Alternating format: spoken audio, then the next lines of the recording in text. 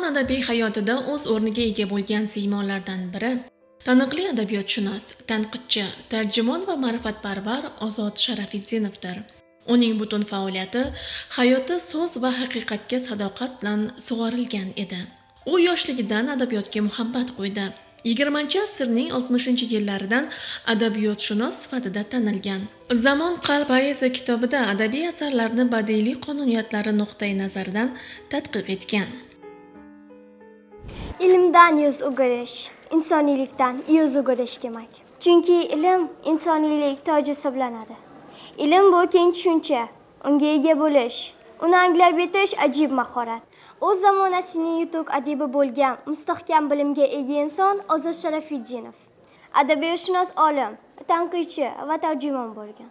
U 1929-yilning 1-martida Farg'ona viloyati Qo'qon shahriga yaqin bo'lgan Oxunqaynar qishlog'ida tavallud topgan. Avvaliga Toshkentdagi 14-o'rta maktabni, undan so'ng hozirgi O'zbekiston Milliy universitetining filologiya fakultetini tamomlagan. Moskvada esa aspiranturani tugatgan va ilmiy darajani qo'lga kiritgan. U adabiyotida salmoqli va takrorlanmas ijod qila olgan. Vatan ona kabi naqadar laziz, sensan har narsada mo'tabar aziz. Hurmatingni saqlar har bir o'g'il qiz, muqaddas mo'tabar ulug' vatanim. O'lsam ayrilmasman quchoqlaringdan.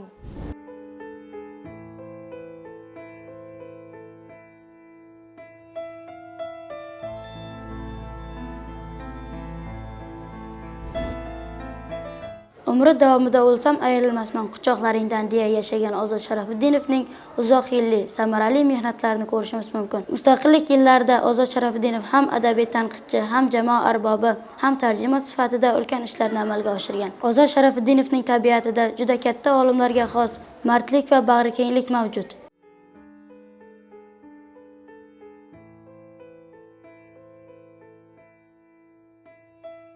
Uning tadqiqotlari adabiyotni milliy g'oyalar va adabiy qonuniyatlar asosida tahlil qilishga bag'ishlangan. Adabiy etyudlar kitobida ijodkor shaxsi va uning badiiy asardagi o'rni masalalari talqin qilingan. Yallov bardorlar, istidod jilolari to'plamlariga kiritilgan ilmiy maqolalari adabiy ijoddagi an'analari, mumtoz adabiyotni o'rganish vositalari va jahon adabiyotini o'rganish muammolari haqidadir. Ozod Sharafiddinov o'zbek adabiyotshunosligi va tanqidchiligida milliy va jahon adabiyoti an'analarini boshlab bergan.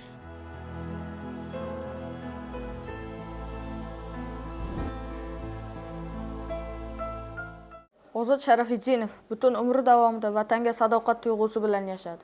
Ijodkor o'zining to'g'ri so'zi, irodasi va vatanga bo'lgan cheksiz muhabbati orqali yurtimiz ravnaqi yo'lida ko'plab samarali ishlarni amalga oshirgan. Ayniqsa, o'zbek adabiyotida yorqin iz qoldirgan. Adabiyotimizda ko'plab yozuvchilarimiz o'z ijod xazinalarini turli xil ijod namunalari bilan, ayniqsa, yurt haqidagi asarlar bilan boyitishgan. Ozod Sharafiddinov ham o'zining mazmundor ijod namunalarini yarata olgan. Ya'ni olim o'zbek adabiyotida o'z mavqei va o'rniga ega bo'la olgan shaxsdir.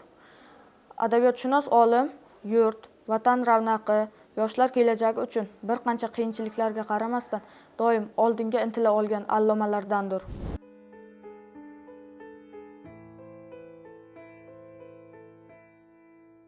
Ozod Sharafiddinov birinchi mo'jiza talant xalq mulki, adabiyot hayot darsligi, hayot bilan hamnafas, go'zallik izlab asarlarida o'zbek she'riyati, nasri va tanqidchiligining muhim muammolari yoritilgan.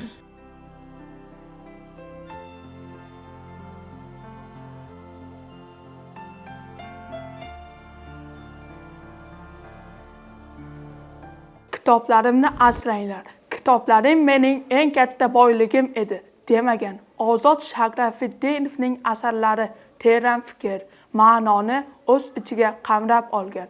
Ozod Sharafiddinov kitob o'qish bilan birga kitob mutolaa qiladigan insonlarni ham juda yaxshi ko'rgan. O'tkir qalam sohibi Abdulla Qahhor uni o'z bag'riga qamrab olgan. Ozod Sharafiddinov bu yorug' olamda o'zidan zahmatkash olim va tanqidchi deb iz qoldirdi.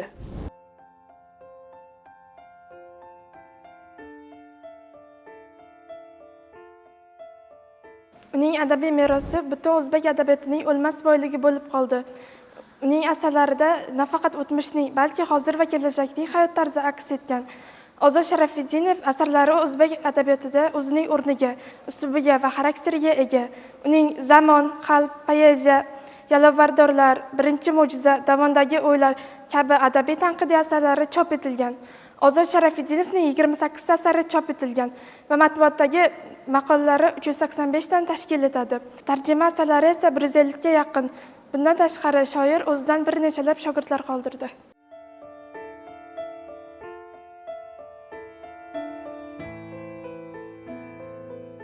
Ozod Sharafiddinov tanqidiy maqolalari, adabiy tadqiqotlari va tarjimalari bilan milliy adabiyotimiz rivojiga katta hissa qo'shgan.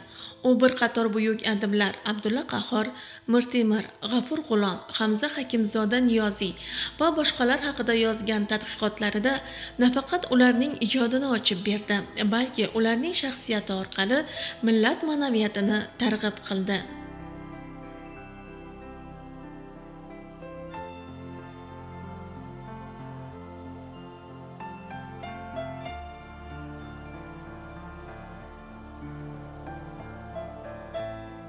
Ozod Sharafiddinov nafaqat o'zgalarni, balki asosan o'zini, o'zligini, o'z ijod usulini ham tanqid qila olgan shaxs bo'lgan.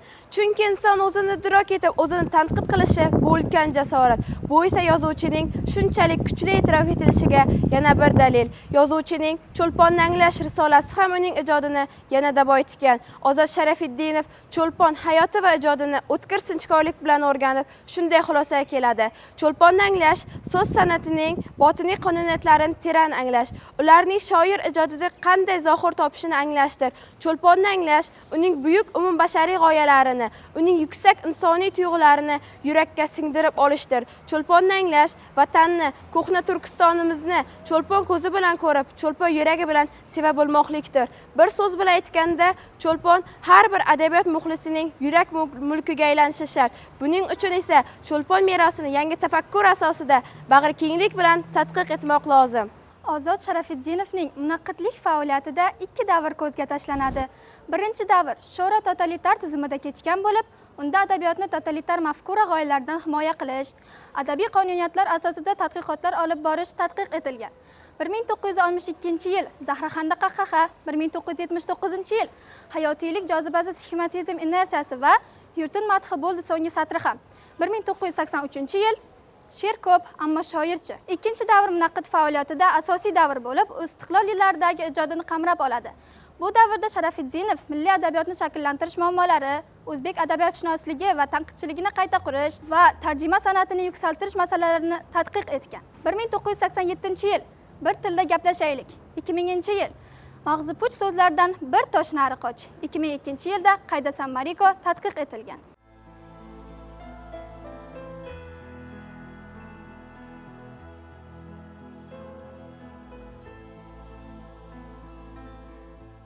Ozod Sharafiddinov ijodi davomida milliy adabiyotni shakllantirish muammolari, o'zbek adabiyotshunosligi va tanqidchiligini qayta ko'rish, jahon adabiyoti an'analarini o'zlashtirish, tarjima san'atini yuksaltirish masalalarini tadqiq etgan.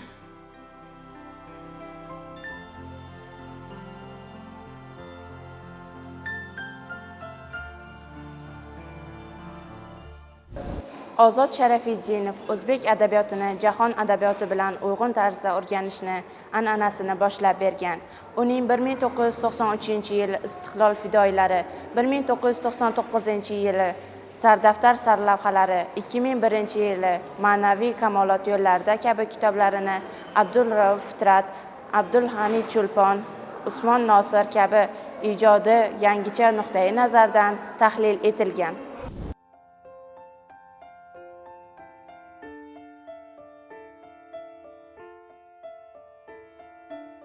20-asrda bosib o'tgan murakkab yo'lni talqin, tahlil qilgan ko'plab munaqqidlar ijodi estetik prinsipini Cho'lpon ijodiga nuqtai nazardan yoritgan.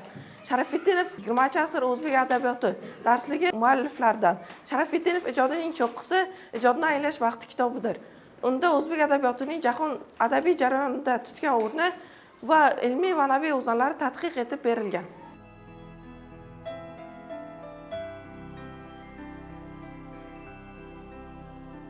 U o'z maqolalarida va chiqishlarida doimo xalqning dardini, zamonning og'rig'ini so'z bilan ifoda etishga intilgan. Unga ko'ra, so'z faqat ifoda vositasi emas, balki vijdon mezoni, ma'naviyat o'lchovi edi. Ozod Sharafiddinov tarjima sohasida ham ulkan ishlar qilgan. U jahon adabiyotining ko'plab durdona asarlarini o'zbek tiliga tarjima qilib, xalqimizning ma'naviy dunyoqarashini boyitishga hissa qo'shgan. Shu bilan birga u talaygina ilmiy risolalar, kitoblar muallifi sifatida ham katta e'tiborga sazovor bo'lgan edi.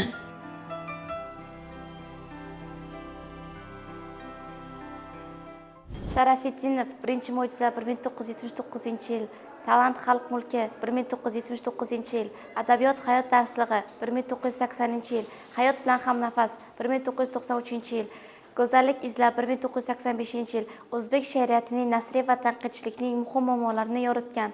Tarjima asarlari Sharafiddinov tarjima san'atiga tanqidchilikning muhim muammolarini olib keldi.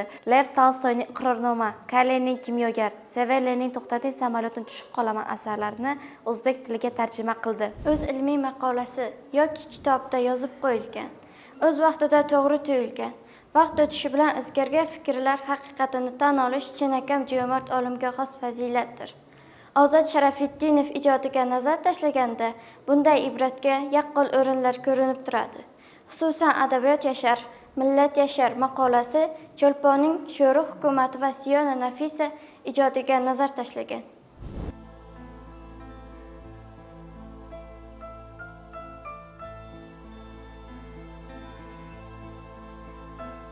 Ozod Sharafiddinov 20-asrning 90-yillari oxirlarida O'zbekiston Milliy universitetida professor bo'ldi.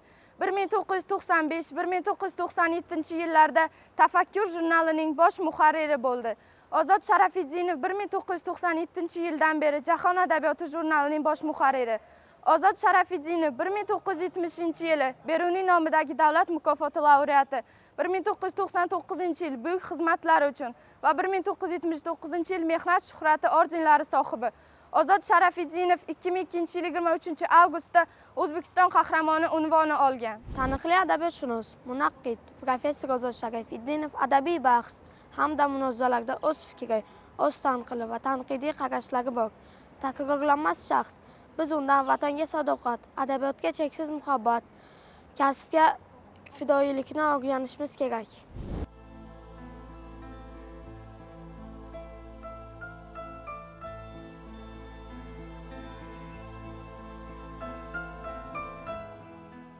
Bugungi kunda Ozod Sharafiddinovning boy ilmiy va adabiy merosi o'rganilmoqda.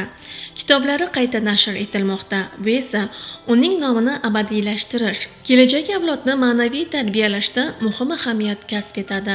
U Beruniy nomidagi O'zbekiston davlat mukofoti laureati, mehnat shuhrati, buyuk xizmatlari uchun ordenlari bilan mukofotlangan.